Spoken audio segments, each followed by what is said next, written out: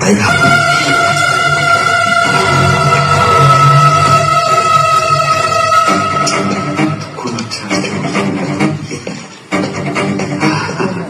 আরে এসো এসো এসো, তোমার জন্য তো অপেক্ষা। সঠিক সময় এসেছো, চলো ভেতরে চলো, স্যার আছেন। ভয়ের কিছু নেই।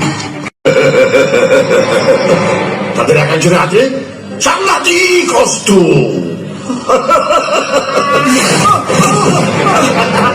না না, আমারে মারবেন না, আমারে মারবেন না, আমার আমার অনেক কাজ আছে, যাইতে দেন না স্যার। দেখেন আমি না গেলে ফাতেমা অনেক চিন্তা করবো।